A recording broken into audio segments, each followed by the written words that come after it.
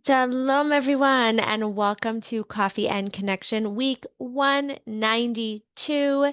So excited to see you all here. Excited to be here with you. Sorry I missed last week. I got to see my daughter dance to perform, which I'm always so excited to be able to do. And everything, there a lot of the like performances and graduations and things like that were supposed to take place during the like 12 days of the war with Iran, and all of that got canceled. But thank God everything was able to be rescheduled and put at later dates. So that was really exciting, and I did, got to go to the dance recital of my one of my older daughters, and it's always so powerful to be able to.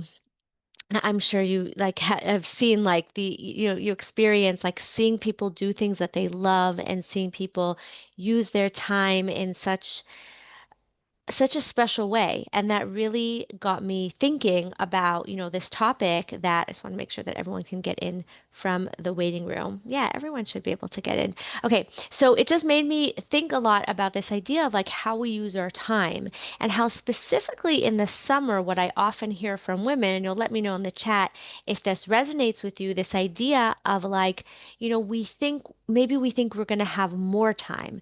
Maybe, like I said, sometimes it's just the longer days, right? Because there's daylight for longer. It feels like, oh, every day is so long.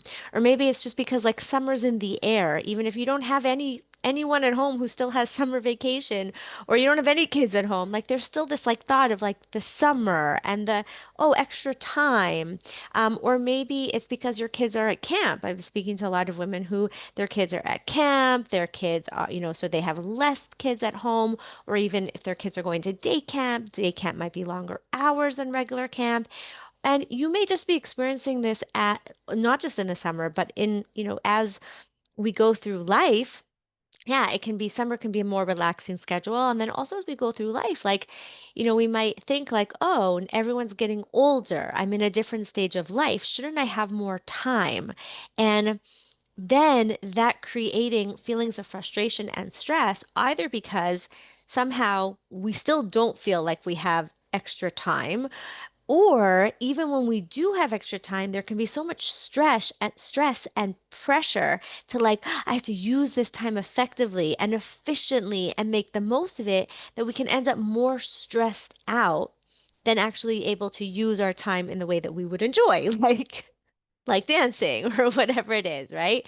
Doing things that really bring us joy, right? That our time can become stressful rather than enjoyable. And that even the fact that we may never end up feeling that experience of like excess time, or even when we do, then we start shooting on ourselves of how we should fill it. So we never really get to feel like we have that space to do the things that we enjoy or the things that feel, we've been wanting to do. I'll tell you that, like, whenever I have a conversation about this, the thing that always comes to my mind is how when women are going on like maternity leave, they'll start being like, oh, what am I going to work on during maternity leave? What project should I take on? And it's like, wait a second, can we remember the fact that you're on maternity leave for a reason, right? You're going on maternity leave not because you're suddenly going to have time off. It's because your time is very filled with taking care of a little human, right? And that you need to recuperate and that you need to heal and you need to rest. And yet, how quickly women and other people can stress a woman out. What are you going to do with your maternity leave? How are you going to spend it? What do you want to accomplish? And it's like, what about just accomplishing taking care of your baby and taking care of yourself? No, there's like this stress of like doing more. And it also reminds me of how easily as something that I've realized as my children get older, something that's really, I don't know if I've shared it here before, but like something that I've acknowledged and shared with others, and they have felt like, yeah, like that really resonates. So you'll tell me if this resonates with you, that, sometimes as our kids get older and we think we have less kids at home, or we have less, there's less carpool and diapers and pickup, and, your kids are more independent, and yet it can still feel like you don't have the free time you thought you would have. Why? Because when our kids are little, we take care of them all at the same time, right? There's wake up in the morning, there's then you're taking care of whoever's home, there's bedtime, there's bath time, there's dinner time. You're doing it all at once for everyone. As our children get older, not only do they each have more individualized needs and want more individualized attention, and then sometimes even live in their own individual houses, please God, as they continue to get older. And then, there's the grandchildren, please God, who also want your attention. But suddenly you are much more being pulled in multiple directions. Does that resonate? And yes, they need more emotional support very often. So there's still a lot that we need to do. There's still a lot that is being asked of our time. And I think it's very important to start any conversation about time with that acknowledgement that look, there's always going to be enough to fill the time that we have, right? There's always going to be somebody who wants our attention, somebody that wants something from us. There's always going to be more that you can clean or cook or an errand to run or somebody to help or something to learn or a parak of Tehillim to say or a Shmona Esrei or a shir to go to or a podcast to listen to or a cup of coffee to drink, or, a book that you've been meaning to read, or a friend you have to call, or, right? The list goes on and on and on. There's always going to be things to fill our time. And because we often feel like we want to accomplish a lot, that means that as soon as there's time, we're likely going to fill it with something, whether consciously or subconsciously, we're going to fill that time, right? There's so much to fill that time with. And that's both a blessing. It is a blessing that there's always so much to do. It's a blessing to have, so much that we can take care of. And it's also important to acknowledge that it's not like we're going to all of a sudden, if we just wait till that magic stage in life or that magic time of year or that magic time of the day, we're going to have a pocket of time to do the thing that we want to do, to, whether it's something that's really meaningful for us or something that will really light us up, right? Or something like dancing, like going dance, like doing dancing, or, just reading what we want to read, or just taking time to sit for ourselves, or make that phone call that we want to speak to someone, or spend time with a friend or family member or even just like if there's a project we want to work on, it's not like all of a sudden. I think we have to be real with ourselves and that it's not like suddenly this magic. It's just going to be like magic, like in the heavens part. Like, oh my gosh, I just have 3 hours to myself. Like, no, we're going to end up filling that with something. And unless we mindfully make the decision, this is how I want to spend my time, right? We get to be mindful about it. We get to say, we get to be more, we get to, when we acknowledge this, then we can be conscious of how we spend our time. And we can be mindful of the stress that's pulling us in different directions. Instead of waiting for it to happen, we can make it happen, right? Instead of waiting for the time when somebody doesn't want my attention, that's almost never going to happen, right? And like, even if it does, you might be then stressed. Well, why doesn't anyone want me? Then we beat ourselves up. Why doesn't anyone want my attention? But to acknowledge that, like, it's not like it's just going to magically happen on a regular basis unless we make it happen and that this is important for us to do, right? Because, to really give ourselves that space and to really give ourselves that permission to not just react and not just fill our time with what we come upon, right? Or what comes upon us, but also to be mindful of how we are spending our time, how we are choosing to spend our day, knowing that there's always going to be things that will come in and take our time, we also get to be mindful of at least a certain amount of time that we're going to be more mindful of how we're spending it.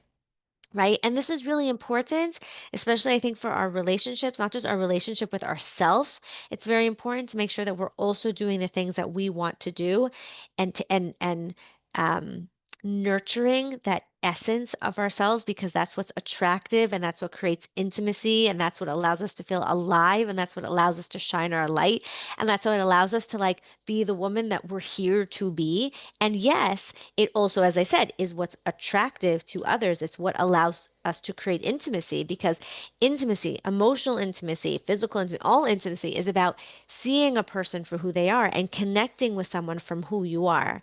So if we're not nurturing ourselves, then we can't create that connection with someone else. There is no intimacy. And at this, and when we are nurturing ourselves, there's so much vibrance. There's so much irresistibility. There's so much magnetism that we exude that can be so powerful in a relationship. It's also really important on the other side when we aren't taking care of ourselves, when we aren't making that time, and our time just keeps being pulled from this person, from that person, from this project, from this thing that needs to be done. And we keep telling ourselves, I just have to get it all done. I just have to get it all done. I have to get it all done. And then magically that time will appear and it doesn't. And we keep getting pulled. And that can create a lot of resentment. That can create a lot of frustration. I'm taking care of everyone. I'm taking care of everyone. And then we expect to get some like magical praise or, to at least everyone to be like, wow, you're so amazing. But they just take it as like, well, isn't that's what you always do? And then that can, and at the same time, we're not nurturing ourselves, that can end up creating a lot of resentment, a lot of frustration, a lot of like, what about me feeling, right? So if you've been feeling some resentment, some frustration, some what about me, some feelings of like, I'm irritated at my husband or at my kids, and I don't even know why, I invite you to consider whether this could be a factor, right? That feeling of, okay, I'm taking care of everybody else and not nurturing yourself can create that feeling of frustration when, you feel like, why don't I, that feeling of frustration of, I don't feel like I matter. And to acknowledge, well, am I allowing myself to matter? Right? Where sometimes we're waiting for other people to show us that we matter. But really, in essence, we need to show ourselves that. We need to give ourselves that grace. We need to give ourselves that time. We get to nurture ourselves in that way. Is this resonating? Tell me what's coming up for you as you're hearing this, what you're taking, what you're taking from this conversation.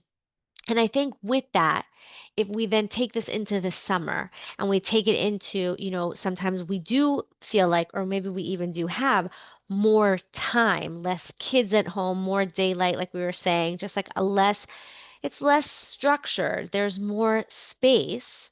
Then it's important to be mindful. How do I want to spend that time while also acknowledging well, like, so number one, be mindful. Like, is there something I want to be doing? Is there something that I would like to accomplish? Being mindful of like what actually is possible. And at the same time, knowing that just because everybody's out of the house, or a lot of kids or less kids are home, doesn't necessarily mean that you don't still have just as much to do, if not more, right? Some people are like, well, they go away, they're up north, they're in a bungalow, a cottage, whatever it is, but maybe that means that they have less help or less space. They need to keep things more, they have to be more on top of things. Maybe, your kids are in camp, but then they're calling you and you're trying to like be available for them when they call. Maybe you are, you have more daylight hours, but then you're also pressuring yourself.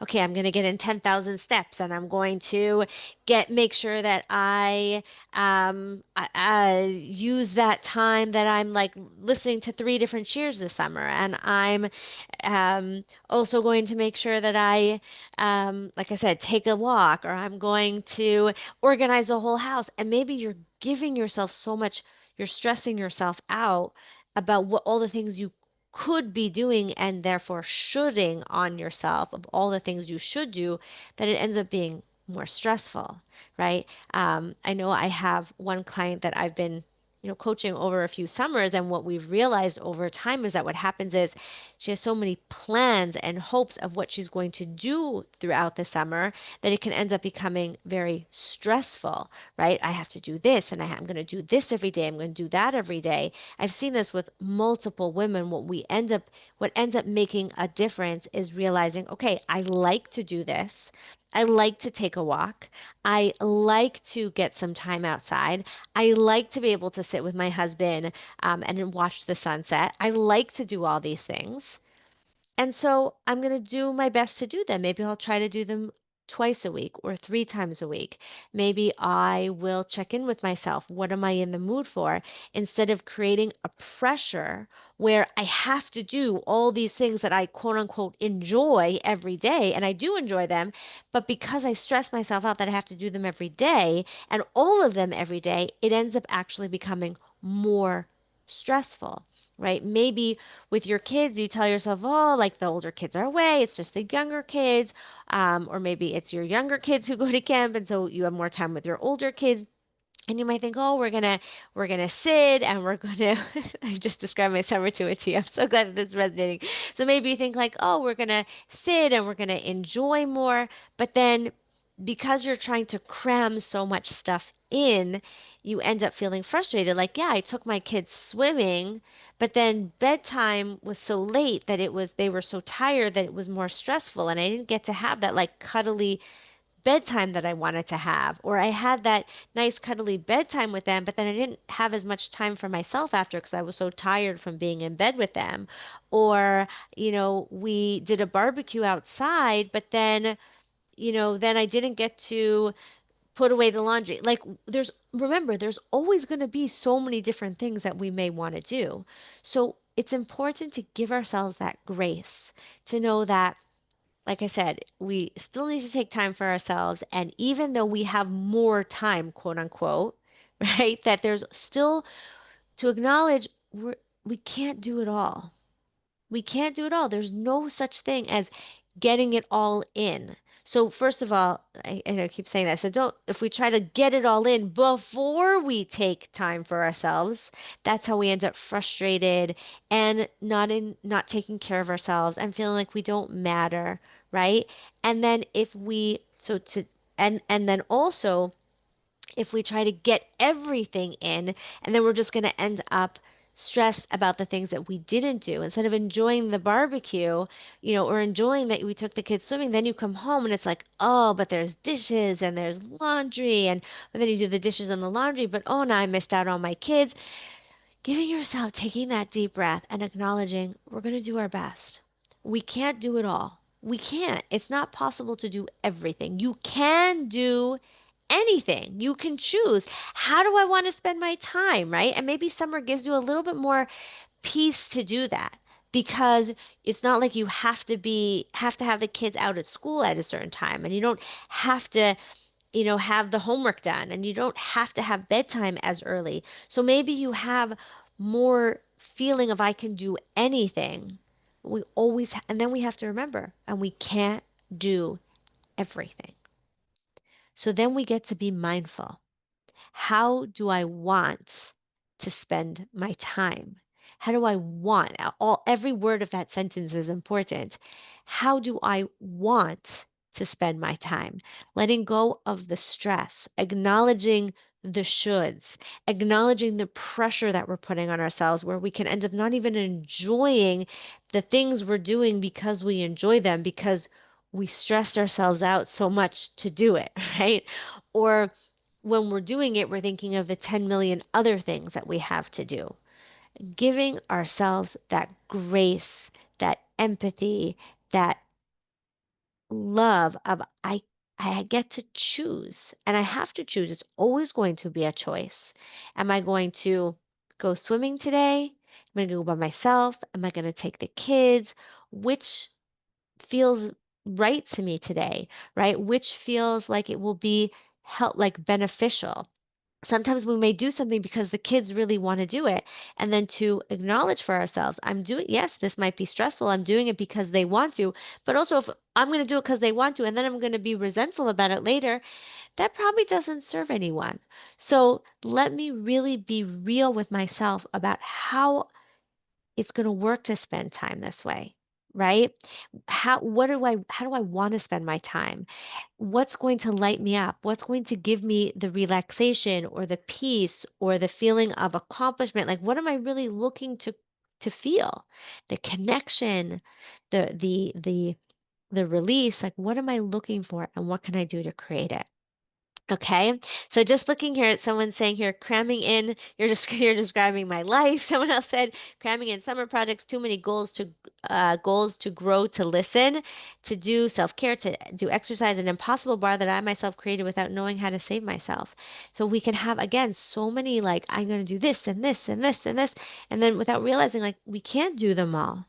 We can't. We have to be real with ourselves about how much shoulds, how much pressure, how many check marks, how many, obligations we can put on ourselves without feeling like we're being run ragged, without feeling miserable, without feeling resentful, without being stressed out, right?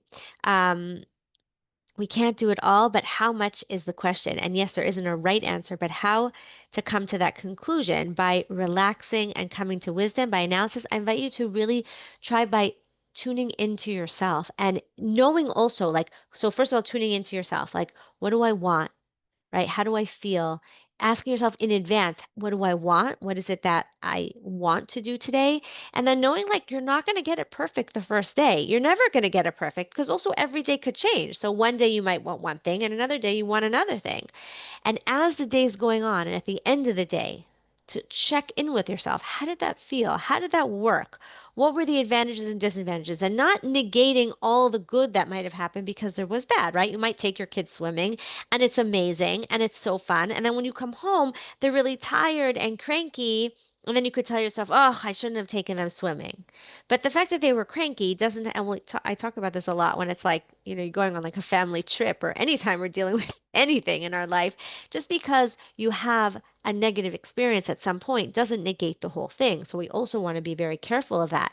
But like, what worked? Always checking in. How do I feel? What worked? What didn't work? What can I learn from this so that you can make the best choice you can the next day, knowing that tomorrow's also going to be different. So we're always learning while also being humbled with the reality that every day is different, every child is different, every stage is different, right? So some analysis, like logical analysis, while also tuning in to our feelings and desires are always going to help us to really understand what's working and what's not working. Okay.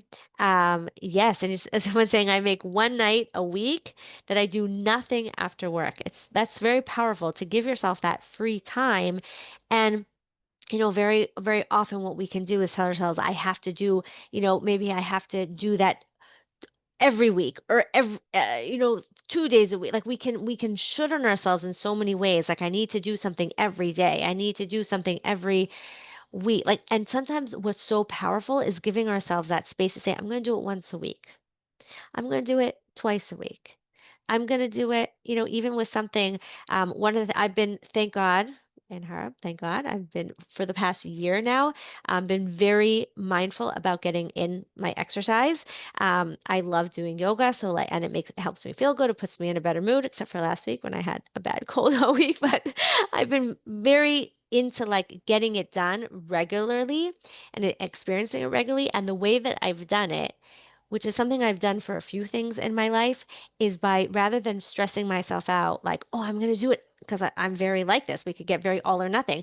I'm going to do yoga every day for 30 days, right? I'm going to do it. I'm going to take a walk every day. Like we could stress ourselves, and I'm going to do is instead, like, we can all or nothing ourselves. And instead to acknowledge, I'm going to work out 3 times a week, right? An amount that feels right for you. Maybe for you it would be twice a week, once a week. Maybe it's, well, some days I'll do yoga and some days I'll take a walk. Some days I'll take a 50-minute walk and some days it'll be a 5-minute walk around the block because that's all I could get in. And to be very real with ourselves about what can I do and what's actually sustainable? Because remember, sustainability is actually is the key to sustainability, right? What can I sustain is the key to actually making something happen and making it a habit. So, yes, very important here. Tuning into myself. Yes, everyone says that, but I don't know how to do that. Or maybe I do and I'm ignoring that. I know I'm tired, but maybe I should. Maybe I'm making a mistake looking for the answer versus tuning in. But the whole question is probably an obsession also. Here's the thing. A lot of women struggle a lot with tuning into themselves. It's one of the reasons that I start my Absolutely Feminine program with really tuning into yourself. Every program that I do starts with tuning into yourself because it's very normal for women to not be tuned into themselves. We're so used to thinking about everybody else. And here's the thing, it's not about one right or wrong answer. It's not about the right thing to do. So what you get to do is just start, and it's, I don't want to say adjust because maybe it is difficult for some of us to, like, it's difficult to tune into when you're not used to. Take a moment to ask yourself, what do I feel? What do I want? And notice what comes up for you that maybe is getting in the way of being able to do that, right? There's some inner work that we often need to do. And that's why I have 2 or 3 full, depends what I classify as part of this, but like really 3 full modules on allowing ourselves to tune into ourselves, all the things that get in the way, all the things that can help us to actually tune into ourselves, and the benefits that it brings to our lives, and learning how to do it when we're so used to tuning into everybody else, and yet how powerful it is for all our relationships and for everyone when we can tune into ourselves. So I invite you to start small and tune in and notice what comes up when you do ask yourself the question, what do I want? And what is what thoughts stop you from being able to ask that question and acknowledge what comes up for you? So I'm glad that this topic resonated. I look forward to hearing your thoughts. You're welcome to share comments wherever you're listening to this. If you're listening to the recording, you're welcome to share comments. And I look forward to supporting you, Be'ezrat Hashem, next week. I hope you all have a restful and enjoyable summer. And until next week, may we all be blessed to live, love, and be loved with all our hearts. Goodbye for now.